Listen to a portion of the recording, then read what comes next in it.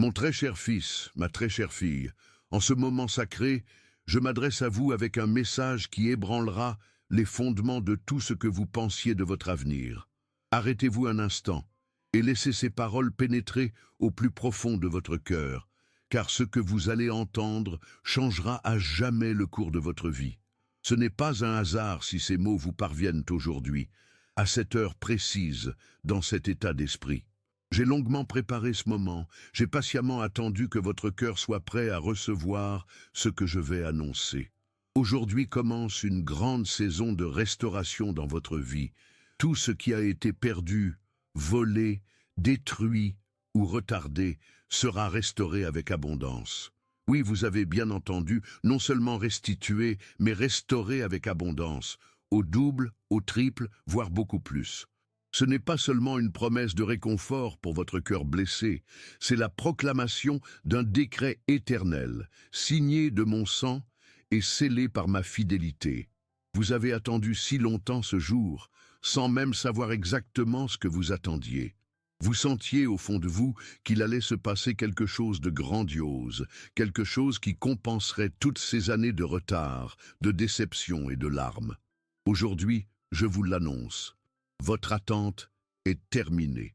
La saison de la restauration a commencé et rien ne pourra l'arrêter. J'ai vu chaque perte que vous avez subie au cours de ces années. J'ai vu vos rêves s'effondrer entre vos mains, vos espoirs s'éteindre les uns après les autres, vos projets, dans lesquels vous mettiez toute votre âme, se briser au dernier moment. J'ai été témoin de chaque larme qui a coulé sur vos joues dans l'obscurité de la nuit, alors que vous pensiez que personne ne voyait votre douleur. Je me souviens de ce matin où vous avez appris la perte de votre emploi, qui semblait stable et prometteur. Je me souviens de votre choc, de votre incrédulité, puis de la froide réalité de devoir tout recommencer. Vous étiez assis dans votre bureau vide, rangeant vos affaires personnelles dans une boîte, et vous sentiez s'effondrer non seulement votre carrière, mais tout un monde que vous aviez si soigneusement construit. Je connais ces relations qui se sont terminées par une rupture douloureuse.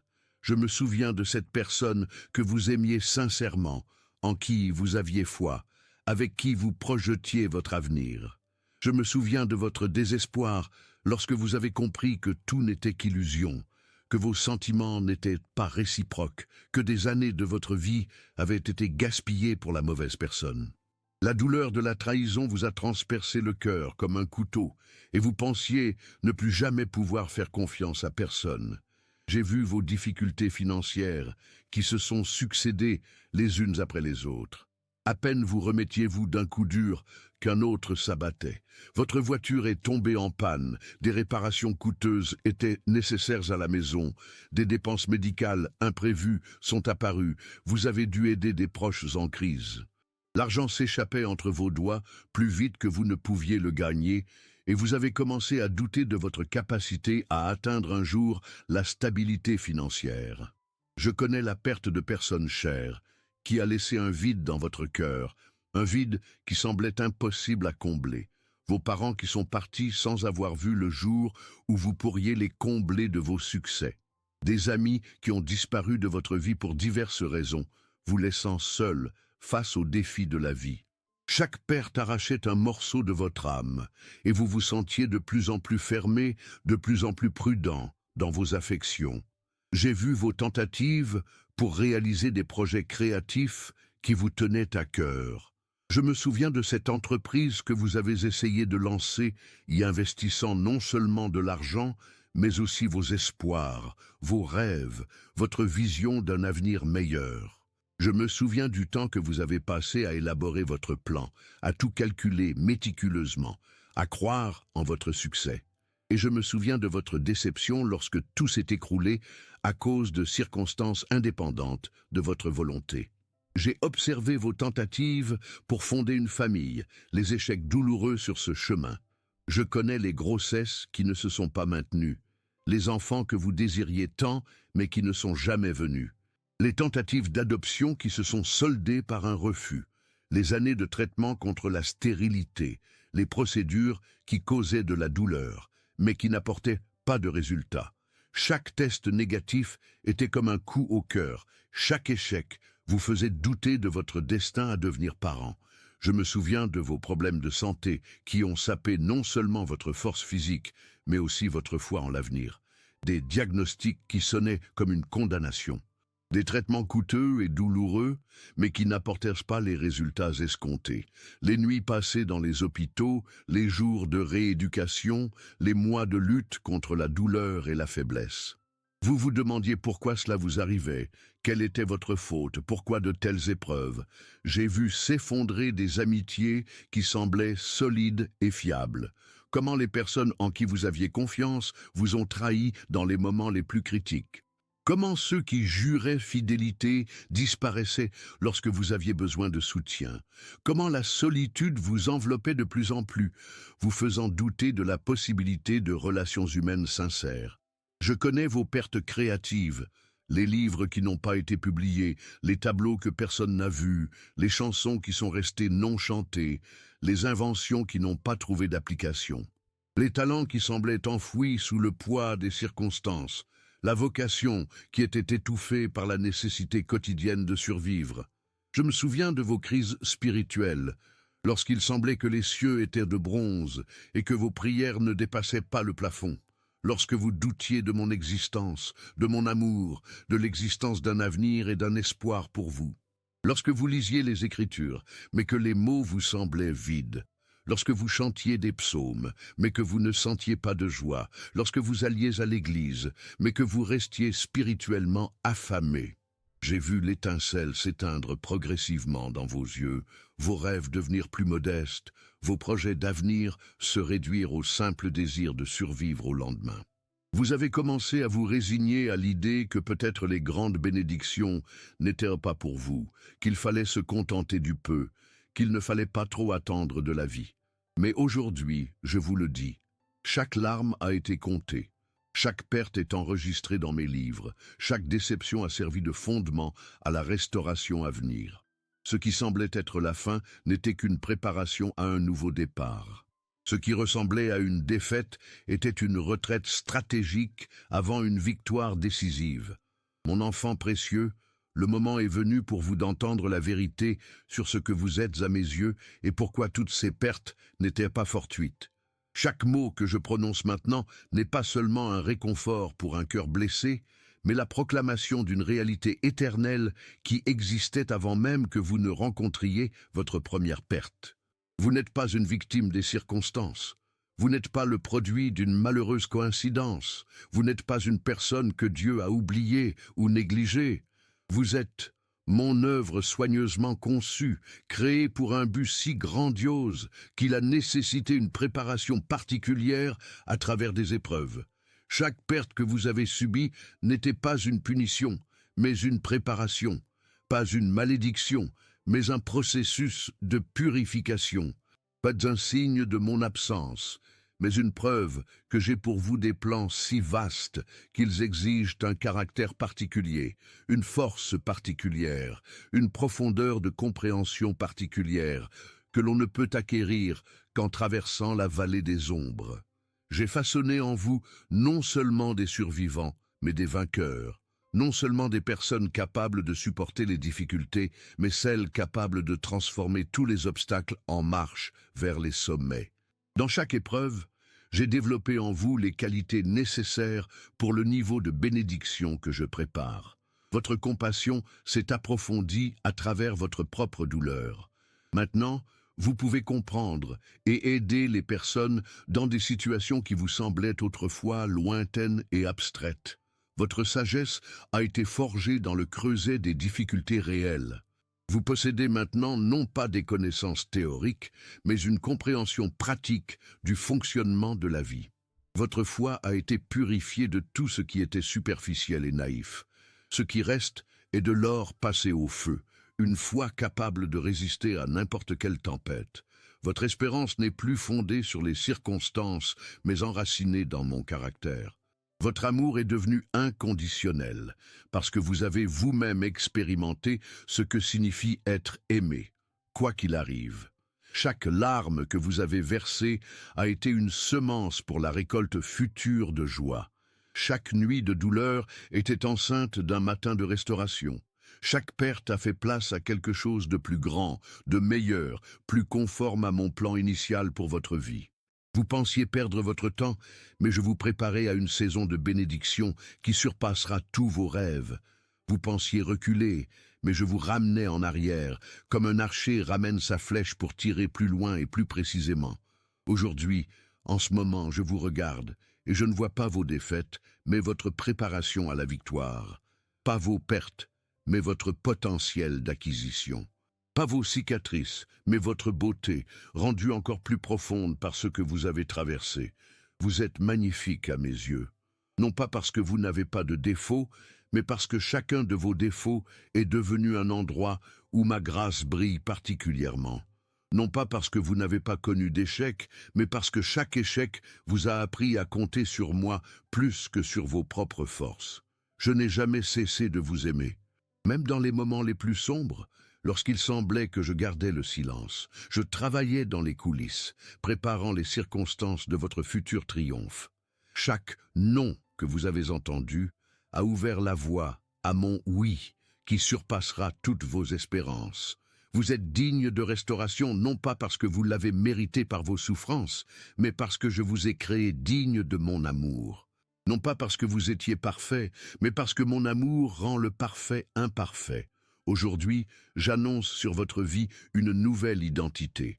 Vous n'êtes plus celui qui a perdu, mais celui qui est prêt à acquérir. Non pas celui qui a été blessé, mais celui qui est guéri. Non pas celui qui a été négligé, mais celui que j'ai choisi pour une mission spéciale. Non pas celui qui a de la malchance, mais celui qui se tient au seuil de la période la plus chanceuse de sa vie. La période d'attente est terminée. La saison de restauration a commencé, et ce qui vient sera si magnifique que vous comprendrez. Il valait la peine de traverser tout ce que vous avez traversé pour arriver à ce moment. Maintenant, je dois vous révéler les mécanismes spirituels de cette grande saison de percée qui commence dans votre vie aujourd'hui. Ce que vous verrez dans la réalité physique, les relations restaurées, les percées financières, les nouvelles opportunités, les guérisons, tout cela n'est que la manifestation visible du travail invisible que j'ai déjà accompli dans les sphères spirituelles. Imaginez un immense barrage qui a retenu pendant des années le flot des bénédictions destinées à votre vie. Chaque perte, chaque déception, chaque retard ajoutait une couche supplémentaire à ce barrage. Mais aujourd'hui, je détruis ce barrage d'un seul coup puissant, et toutes les bénédictions accumulées se précipitent vers vous comme un torrent impétueux que rien ne peut arrêter. La première chose que vous devez comprendre, cette saison de restauration a un calendrier divin. J'ai un calendrier précis pour chaque aspect de votre restauration. Ce qui doit revenir en premier est déjà en route, ce qui exige une préparation plus longue, mûrie en temps voulu. Mais tout, absolument tout, sera restauré dans les 7 prochaines années. La restauration financière commencera dans les 90 prochains jours. Vous verrez les premiers signes d'amélioration de votre situation matérielle, par des sources qui vous semblent actuellement impossibles. L'argent viendra non seulement par le travail traditionnel, mais aussi par des canaux inattendus, le remboursement d'anciennes dettes que vous aviez déjà écrites, un héritage de parents éloignés, des gains et des prix, des opportunités commerciales soudaines, des compensations pour des injustices passées. Mais je vous préviens, lorsque l'argent commencera à arriver, ne le gaspillez pas légèrement sur des désirs immédiats. Les premiers revenus financiers sont des semences pour des récoltes encore plus importantes. Dimez pour mes œuvres, investissez 1/10 dans votre éducation et votre développement, et utilisez le reste sagement pour consolider vos fondations. La restauration des relations se fera par vagues. La première vague a déjà commencé. Des personnes de votre passé, avec lesquelles des ruptures douloureuses se sont produites, commenceront à apparaître dans votre vie avec le désir de réconciliation. Mais soyez sages, toutes les relations passées ne doivent pas être restaurées dans le même format. Certaines personnes reviendront en tant qu'amis, d'autres en tant que partenaires commerciaux, d'autres simplement pour demander pardon et refermer les vieilles blessures. Il est particulièrement important de comprendre la dynamique des relations amoureuses pendant cette période. Si vous êtes célibataire, préparez-vous à rencontrer la personne que j'ai préparée spécialement pour vous. Cette rencontre se fera naturellement, sans contrainte, dans un contexte qui sera significatif pour vous deux. Vous reconnaîtrez cette personne non pas par des critères externes, mais par un témoignage intérieur de l'esprit, par le calme et la joie qu'elle apportera à votre cœur.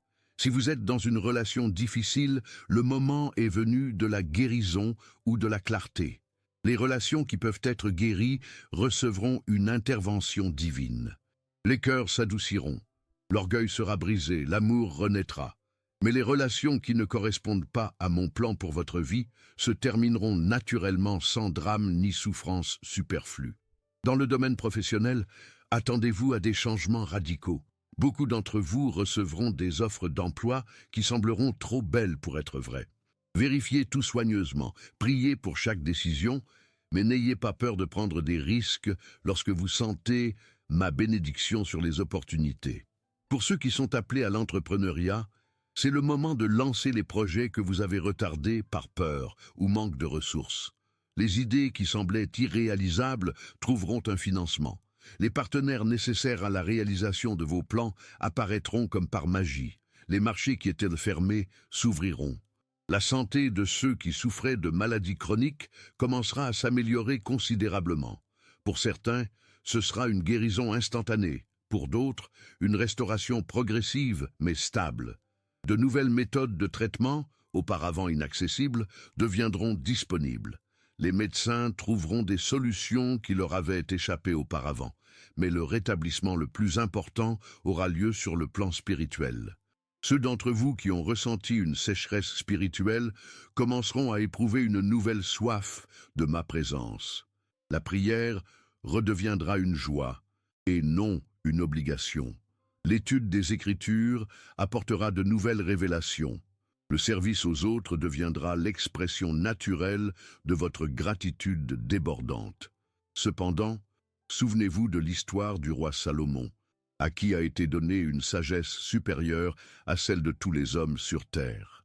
Au début de son règne, il utilisa les dons de Dieu pour le bien du peuple et la gloire du Très-Haut.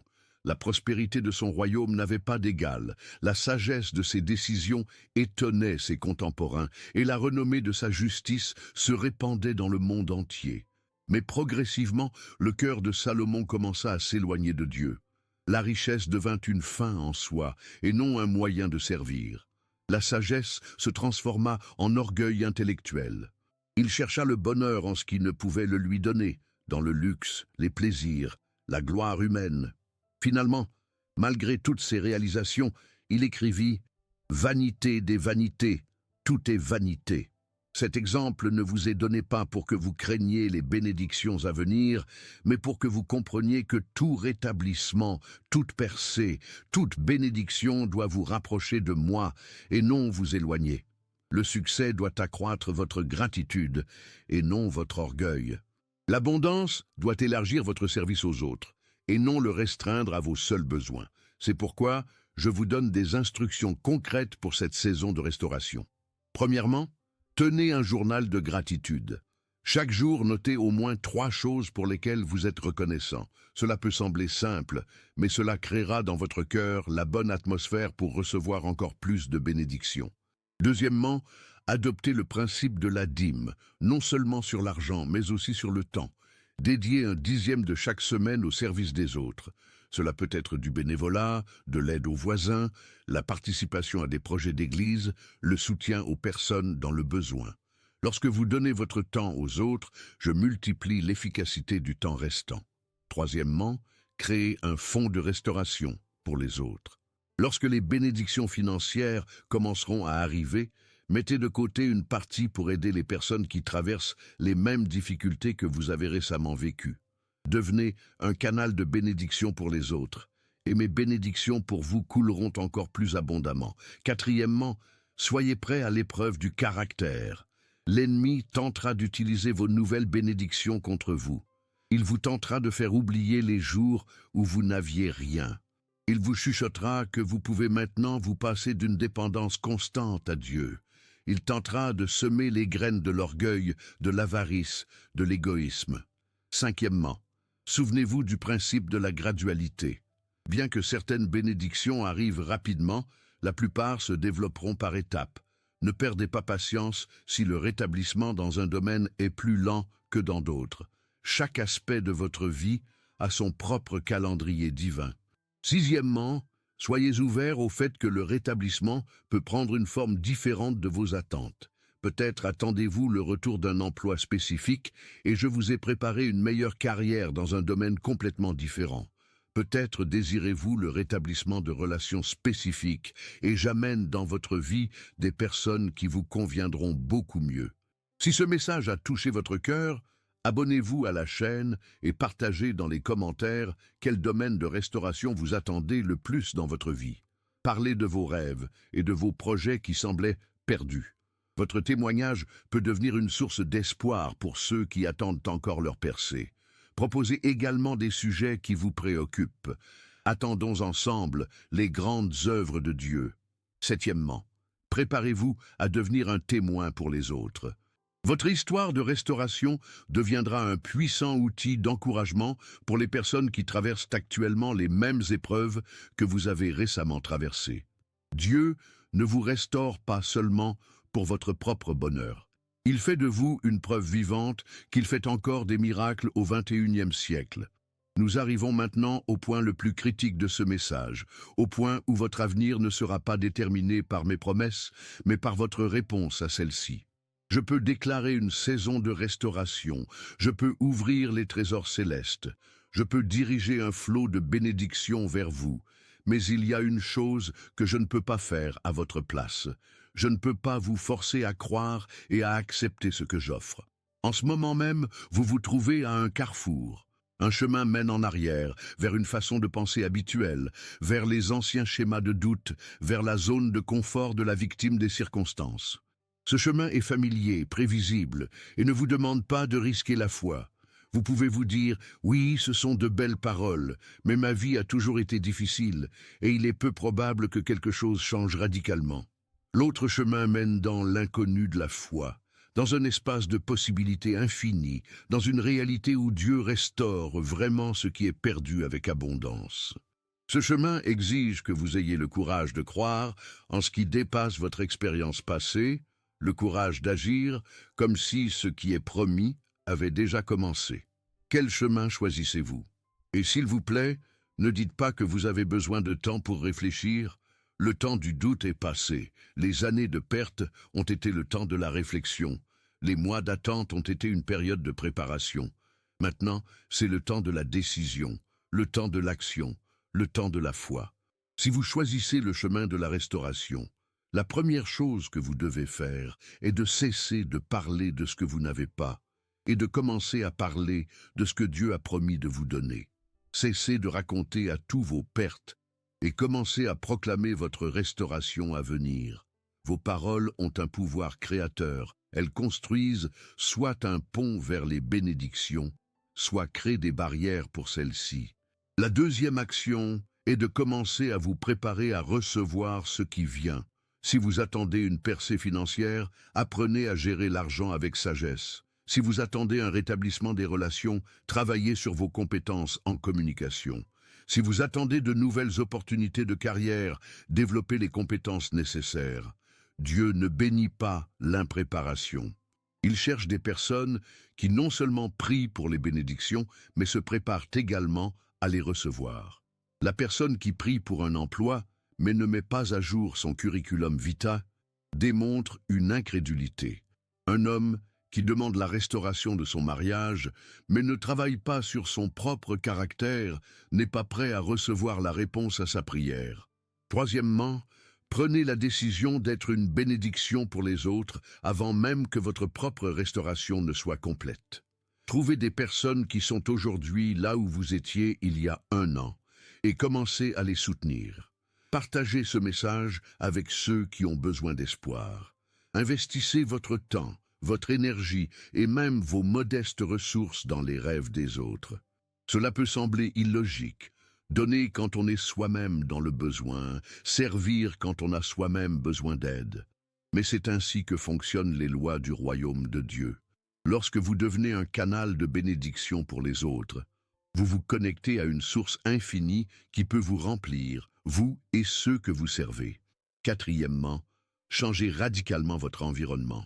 Si votre cercle social est composé de personnes qui se plaignent constamment, critiquent, se concentrent sur le négatif, alors leur atmosphère neutralisera la foi que vous essayez de construire. Trouvez des personnes de foi, des personnes de vision, des personnes qui parlent de possibilités et non de problèmes.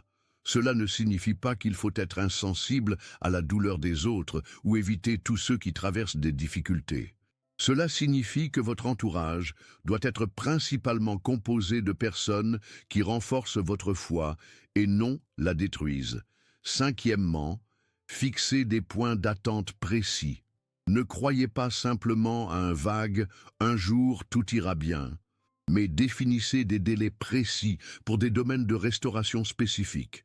Dites, d'ici la fin de cette année, j'attends de voir une amélioration significative de mes finances. Dans les 6 prochains mois, j'attends une percée dans mes relations. Avant le printemps, j'attends d'avoir une vision claire de mon parcours professionnel. Des attentes précises créent une foi précise. Des espoirs vagues produisent des résultats vagues. Lorsque vous fixez des attentes claires, vous donnez à Dieu un objectif précis pour démontrer sa fidélité. Sixièmement, commencez à vivre comme si la restauration avait déjà commencé. Si vous attendez une percée financière, commencez à planifier comment vous utiliserez cet argent pour faire le bien. Si vous attendez une guérison, commencez à faire des projets pour un avenir sain. Si vous attendez la restauration de votre famille, commencez à préparer une place pour vos enfants. Ce n'est ni de la simulation, ni une tentative de forcer Dieu à agir. C'est une démonstration de foi en action, c'est l'alignement de votre comportement avec vos convictions. Lorsque Dieu voit que vous croyez vraiment à ce qui vous est promis, il accélère son accomplissement. Septième et dernier point, prenez la décision de louer Dieu à l'avance. N'attendez pas de voir les résultats pour commencer à remercier. Commencez à remercier maintenant pour ce qu'il a déjà commencé à faire, même si vous ne le voyez pas encore physiquement. La louange de la foi libère des forces surnaturelles. Lorsque vous louez Dieu pour ce qu'il a promis, avant même que cela ne se matérialise, vous montrez le niveau de confiance qui ouvre tous les trésors célestes. Votre destin pour les années à venir se décide aujourd'hui. Ce moment est votre tournant. Entrez-vous dans cette saison de restauration en tant que récepteur passif ou en tant qu'acteur actif, en tant que sceptique qui ne croira qu'après avoir vu ou en tant que personne de foi qui verra parce qu'elle a cru. Le temps des hésitations est révolu. La saison de l'attente est terminée. L'ère de la restauration a commencé. Que choisissez-vous? Mes chers enfants, nous arrivons à la fin de ce temps sacré de communion, mais en réalité ce n'est pas la fin, c'est le début solennel du plus beau chapitre de votre vie. Ce qui s'est passé aujourd'hui n'était pas un message inspirant aléatoire, parmi tant d'autres. C'était une déclaration divine directe, un moment où l'éternité a touché le temps pour proclamer au-dessus de vous le décret de la restauration. La grande saison de la percée a vraiment commencé. Ce n'est pas une métaphore, ni un symbole, ni une phrase réconfortante pour vous encourager. C'est une réalité spirituelle qui a déjà été mise en mouvement dans les sphères célestes et qui se manifeste maintenant dans votre réalité terrestre. Chaque jour de cette saison apportera de nouveaux témoignages que Dieu restaure réellement ce qui a été perdu, et même avec abondance. Dans les jours et les semaines à venir, vous commencerez à remarquer des changements qui peuvent sembler au début de petites coïncidences, mais qui seront en réalité les premières vagues du grand courant de restauration. Un coup de téléphone avec une opportunité inattendue, une rencontre avec une vieille connaissance qui ouvrira une nouvelle porte, une solution soudaine à un problème qui semblait insoluble. Ne négligez pas ces débuts petits. Chaque grand chêne commence par un minuscule gland. Chaque puissante rivière commence par un petit ruisseau. Ce qui semble insignifiant aujourd'hui peut devenir le fondement des plus grandes bénédictions de demain. Au fur et à mesure que la restauration s'approfondira, vous comprendrez la sagesse profonde de tout le processus que vous avez dû traverser. Chaque perte a préparé la place pour une meilleure acquisition. Chaque déception a purifié votre cœur des mauvaises attaches. Chaque retard était le temps nécessaire pour préparer des bénédictions qui dépasseront vos attentes initiales. Vous verrez que vos larmes étaient en fait des semences, que vos prières dans l'obscurité n'ont pas été entendues, que votre fidélité dans les petites choses vous a qualifié pour de grandes confiances. L'histoire de votre vie, qui semblait pleine de tournants tragiques, se révélera être une symphonie magistralement écrite, où chaque note dissonante était nécessaire pour créer l'harmonie finale. Rappelez-vous, je suis votre Père, qui ne dort ni ne sommeille jamais, veillant sur votre bien-être. Je suis votre protecteur, qui vous entoure d'un mur de feu et habite dans la gloire au milieu de vous. Je suis votre pourvoyeur, qui a des milliers de façons de vous bénir dont vous ne soupçonnez même pas l'existence. Dans cette saison de restauration, personne ne pourra empêcher ce que j'ai déterminé pour vous. Ni les hommes, ni les circonstances, ni les crises économiques, ni les bouleversements politiques. Mes bénédictions ne dépendent pas de l'état de l'économie mondiale ou de la disposition des hommes. Elles ne dépendent que de ma fidélité, et je reste fidèle, même lorsque les hommes sont infidèles. Avancez avec une pleine confiance que les meilleurs jours de votre vie ne sont pas restés dans le passé. Ils se déroulent en ce moment même et continueront à se multiplier à l'avenir. Chaque matin, réveillez-vous en attendant une nouvelle manifestation de ma bonté. Chaque soir, endormez-vous en remerciant pour la façon dont j'ai œuvré dans votre vie au cours de la journée. Que cette confiance dans la restauration à venir change la façon dont vous marchez,